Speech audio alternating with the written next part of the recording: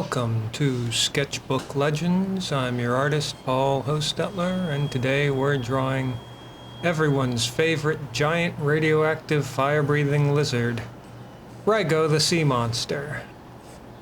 Just kidding, I'm drawing Godzilla today. So sit down, pause the video, get your pens and paper, and draw along if you want. Now, I watched the two original Godzilla movies a few weeks ago. That means the 1954 Ishiro Honda directed original with the English subtitles, and also the American edited version with Raymond Burr cut into every scene. And boy, is the American version just a piece of dull meat. You know, he just sucks all the atmosphere and all of the drama out of the entire movie, despite, you know, sharing the screen with a 164-foot tall monster. Burr spends most of the time just furrowing his brow, for some reason looking down at things, like he's watching somebody make him a sandwich and he doesn't like what they're doing with the pickles. But the Japanese version, the original, the unbastardized version, I consider that one a masterpiece. So much so that I've decided to draw Godzilla in my sketchbook with the entire city of Tokyo around him. I'm gonna lay it out flat right now. It's not the real city of Tokyo. It's not even the 1954 version of the city of Tokyo. It's what I can remember from the movie. The cat's upset because he just took a poo. But I thought it only fitting that Godzilla be put in the middle of Japan, because otherwise he really doesn't have very much meaning outside of knocking over buildings. You can draw Godzilla swimming, you can draw him stomping through like a cornfield or something. It doesn't really have the same impact as seeing Godzilla knock over a whole bunch of buildings and seeing upright buildings right in front of him that you know he's gonna knock over, and seeing the demolished buildings and the rubble and carnage behind him, and just thinking, man, that's gonna be expensive to fix. I learned while I was drawing this that Godzilla's look is surprisingly hard to pin down. I mean, he's not just your average giant lizard. He doesn't even look like a lizard. He's not even based off of a lizard. The original art director, Akira Watanabe, and sculptor Teizu Toshimitsu, I hope I'm saying those correctly, created Godzilla out of a mash of a Tyrannosaurus and an Iguanodon, which they pulled out of the illustrations in a children's book. And they also gave him the spikes of a Stegosaurus and the skin of a crocodile. But the name Godzilla itself also comes from a portmanteau of the Japanese word for whale, Gojira, and the English word for gorilla, which is gorilla. Gorilla, Gojira, Gojira. That's the way the story goes.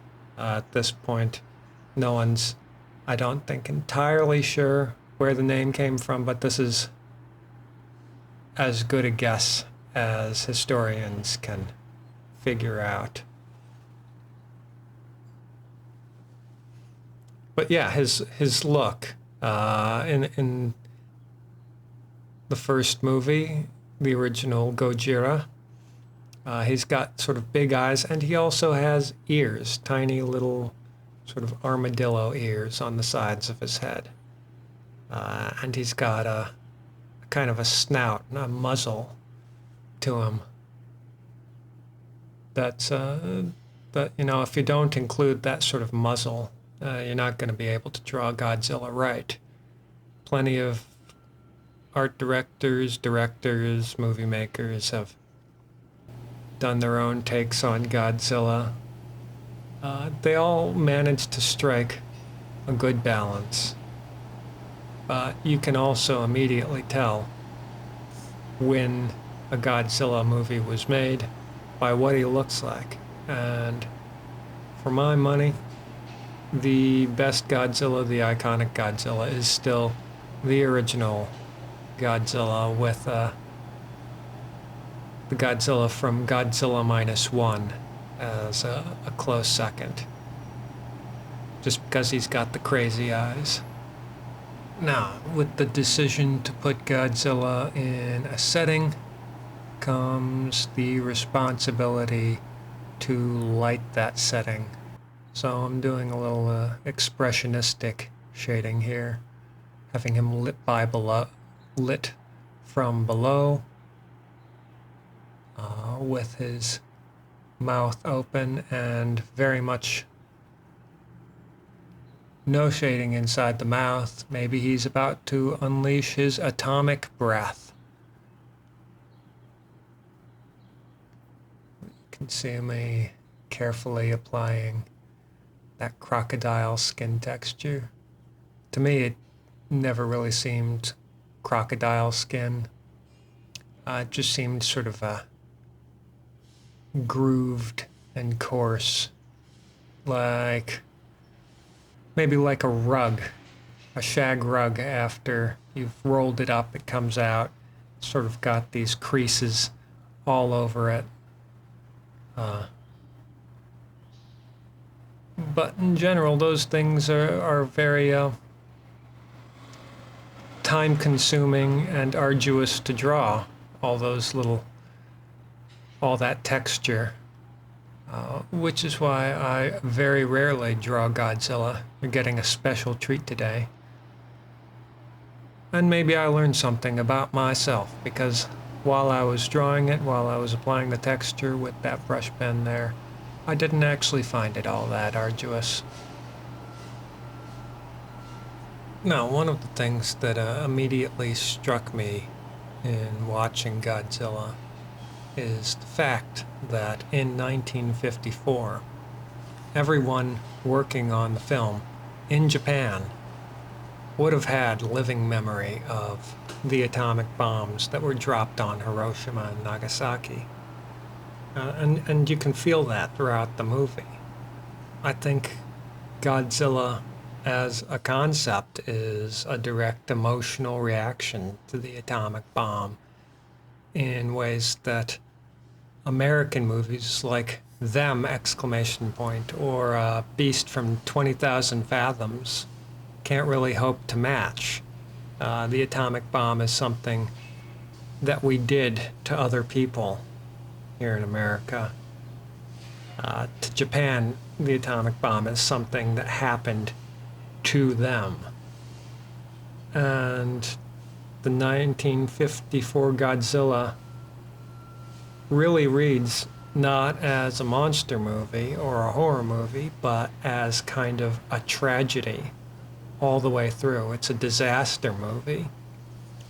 I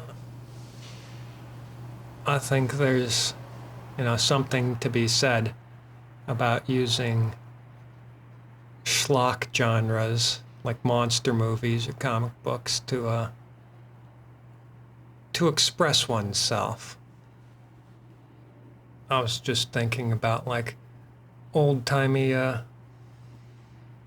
portrait artists, and how they were sort of bound to likenesses and reality, and landscape painters who could honestly just paint whatever they saw, but the best ones that we know added a little something, some colors, a little atmosphere, something to just create the sense of awe that they felt in the moment and that you as the viewer would not be able to feel just looking at a direct representation of reality.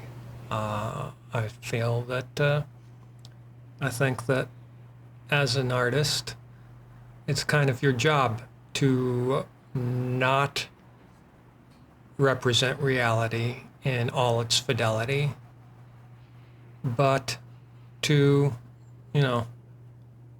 add a little something to reality, even if it skews out of the realm of expressionism into something like a genre. I mean, genre is just a worldview that many people share. Noir is a worldview. Weird horror is a worldview. Isekai is a worldview. Tolkien is a worldview. He was trying to express his feelings about reality through fantasy. And I don't think those feelings could be accurately represented through just him writing a 3-volume novel about historical Britain. And I don't think that Ishiro Honda would have been able to express his feelings about having an atomic bomb or two dropped on his country without adding a giant monster. Maybe he was contracted to make a giant monster movie and he just filled the rest of the screen time in with that sort of emotion and depth. Maybe Godzilla was his baby and his metaphor. It doesn't really matter because what he made was, a masterpiece. I mean, I actually consider Godzilla to be better than Jaws for the sole reason that, Steven Spielberg clearly had nothing against sharks. He probably wasn't afraid of sharks. He didn't hate sharks. He wasn't on board the USS Indianapolis. You could argue that Jaws has better acting, but the most actual emotion that I get from that movie is from that one mom whose kid gets eaten, 30 minutes in.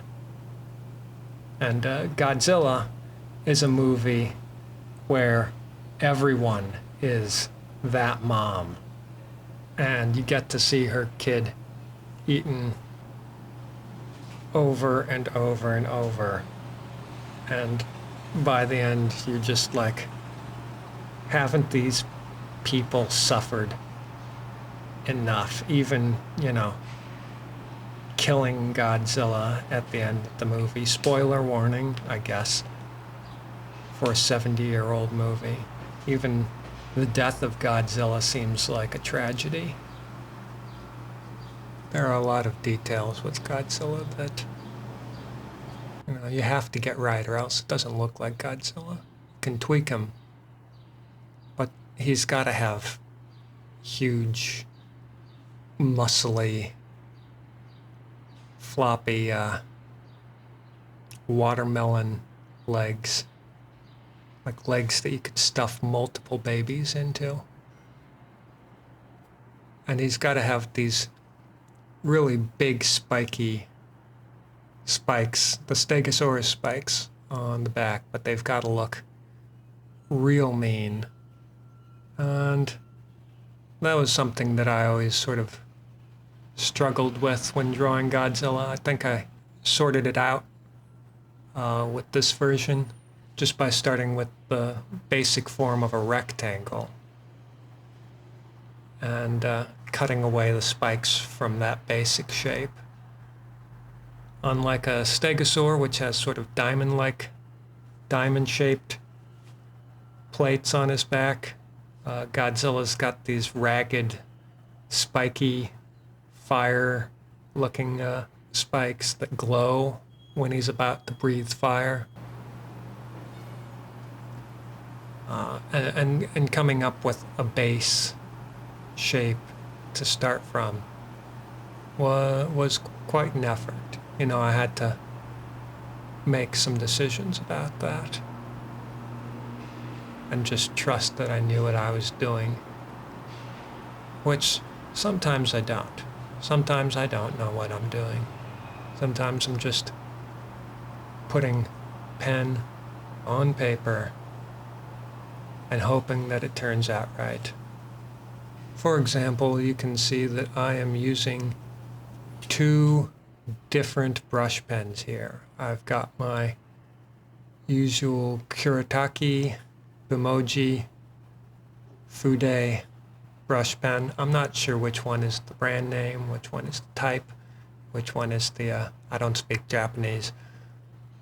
But I've also got a Pentel brush pen that I've had for probably a decade at this point. Unlike the Bimoji, the Pentel, which you can't see anymore. The Pentel has exchangeable cartridges. When you run out of ink, you don't have to throw the whole pen away. You can just throw the cartridge away, plug in a new cartridge of ink, and it's good as new. Why I don't use that as much? It's a slower drying ink, and it's a very viscous ink, which means that it's prone to smudging, which is a problem that I still have when I'm drawing.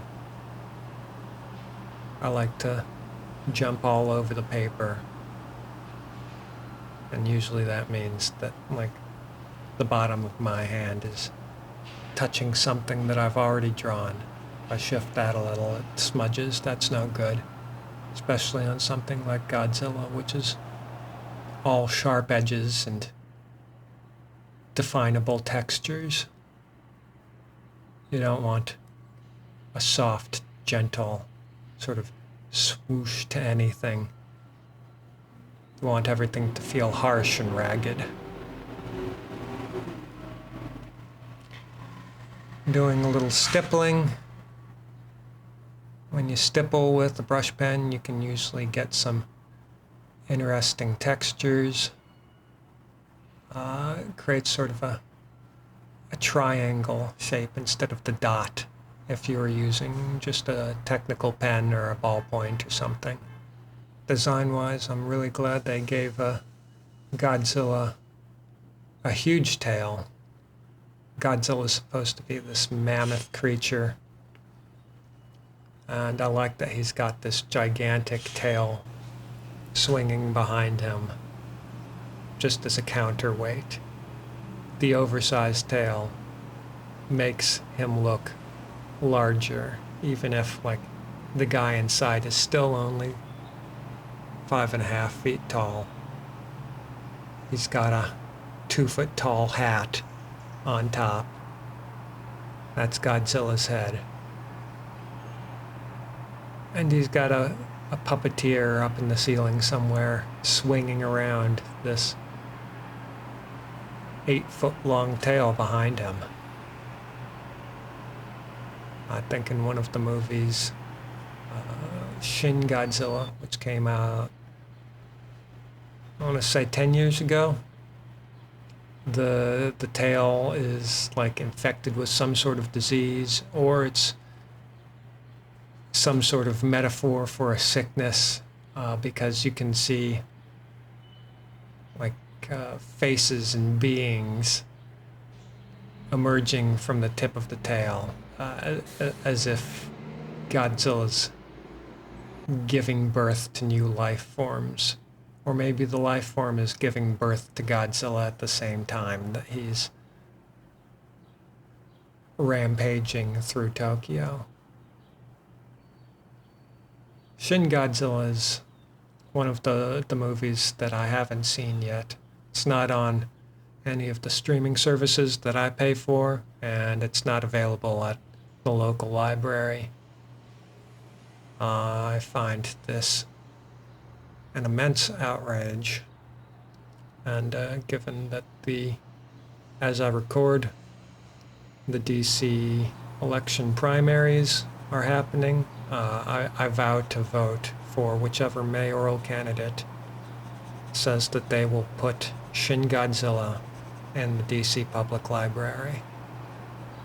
Now, Shin Godzilla, and I mentioned before Godzilla -1,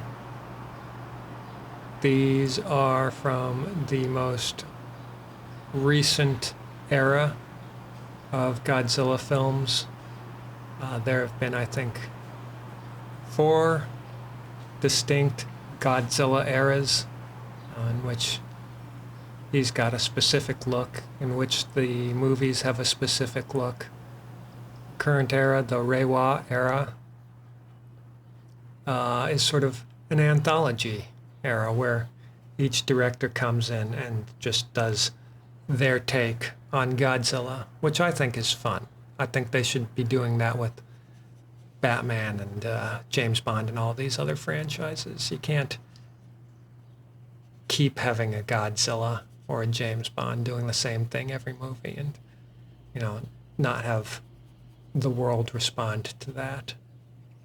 But Godzilla's been in 33 Toho Japanese films, 5 recent American movies from the company Legendary Pictures, which are notable for Godzilla sort of changing the color of his fire in every movie. And then there was one Roland Emmerich movie, and we won't mention that again. I'm using my Pentel pen, along with having slower drying ink. The brush tip is a little bit drier than the Bimoji, so you can get some sort of scumbling dry brush techniques. I think that sort of resembles the film grain you get in the special effects of the old Godzilla movies.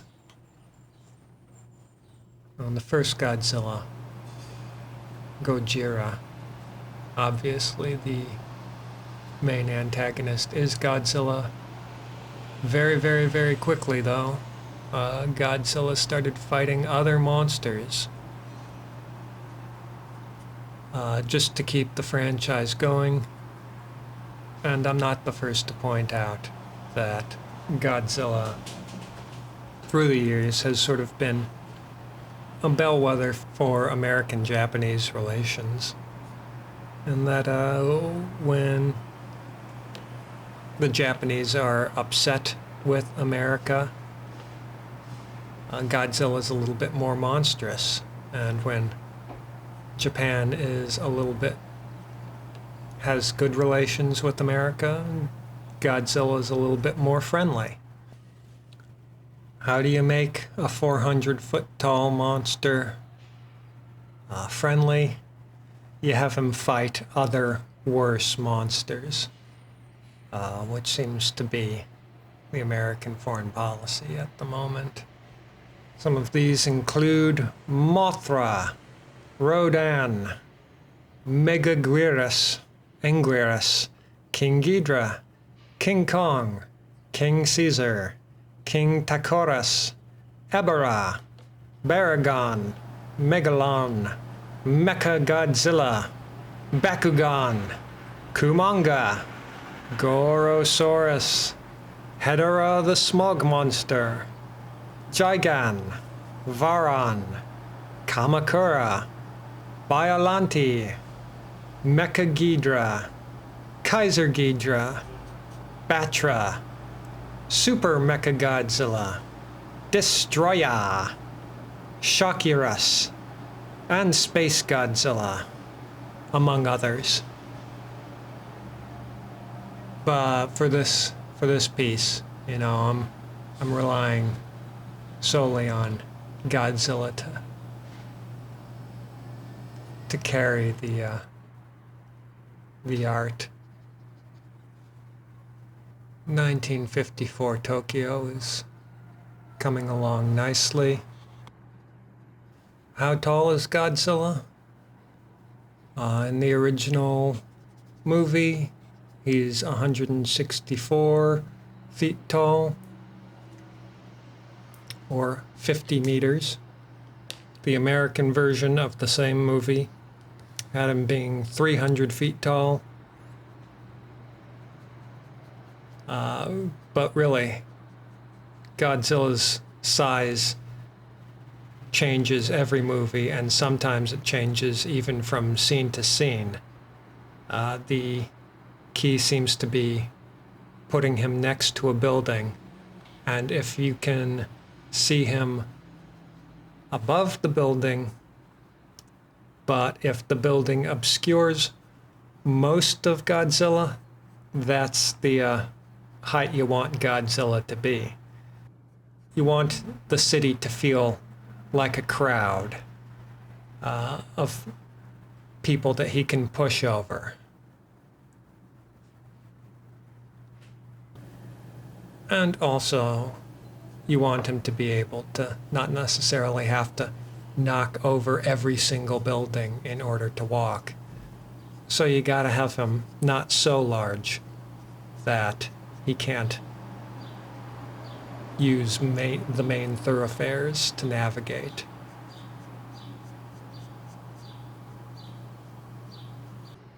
I'm just using my fountain pen here to add some black.